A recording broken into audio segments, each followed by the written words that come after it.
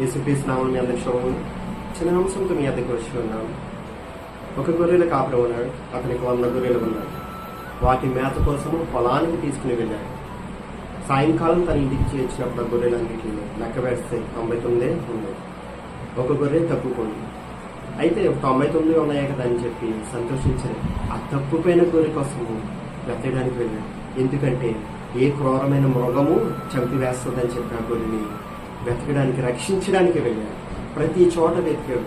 ఎక్కడంటే మంచులో వెతికాడు, కొండల్లో వెతికాడు, లోయల్లో వెతికాడు. ప్రతి ప్రదేశాన్ని విడిచిపెట్టుకున్నాడు, వెతికాడు. ఒక చోట బిక్కుబిక్కుమని భయంతో ఉన్న ఆ గొర్రెని చూశాడు. చూసిన తర్వాత ఆ గొర్రె దగ్గరికి వెళ్ళి వెతుకుని ముద్దు పెట్టుకుని ఆ గొర్రెల మందలోకి ఇంటికి చేర్చాడు. ఈరోజు వాక్యం కూడా చెప్తుంది. లోక సువార్త 19:10 నశించిన దాన్ని వెతికి రక్షించడానికి మనిషి కుమారుడు వచ్చిన అతనితో చెప్పాను. నశించిన దాన్ని వెతికి రక్షించడానికి యేసుక్రీస్తు వచ్చే ఉన్నాడు. మనిషి కుమారుడు వచ్చేనా అని చెప్తున్న వాక్యం.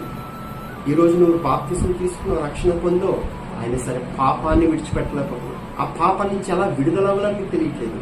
అయితే నేను మొదటికి నువ్వు చేయాల్సింది ఆ పాపం నుంచి విడుదలవ్వాలంటే నువ్వు చేసిన పాపాన్ని దేవుడి సన్నిధిలో ఒప్పుకొని విడిచిపెట్టి నీ హృదయంలో క్రీస్తుని చేర్చుకో. నీ హృదయంలో క్రీస్తు ఉండాలి. దేవుడు ఆత్మతో నింపబడాలి, ప్రార్థన శక్తితో నింపబడాలి. నువ్వు పాపపు ఊరి నుంచి విడుదలవ్వాలంటే ఎవ్వరి వల్ల కాదు, క్రీస్తు దగ్గరికి రావాలి, ప్రార్థన చేయాలి.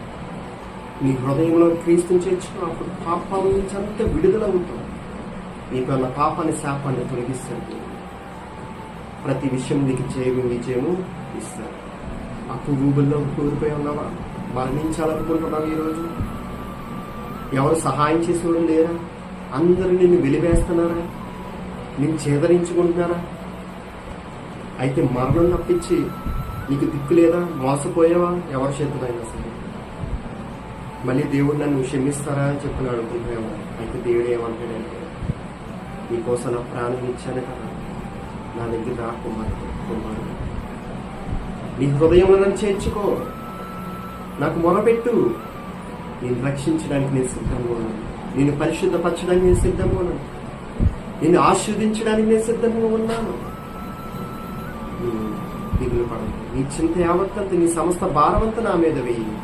నువ్వు సంతోషంగా ఆనందంగా ఉండని క్రీస్తు చెప్తున్నాను. మనం చేయవలసిందల్లా మొదటిగా హృదయంలో క్రీస్తుని చేర్చుకోవాలి, ప్రార్థన చేయాలి. క్రీస్తు మనము ఏక శరీరం, ఏకత్వం కలిగి జీవించాలి. ప్రార్థన శక్తితో నింపబడాలి.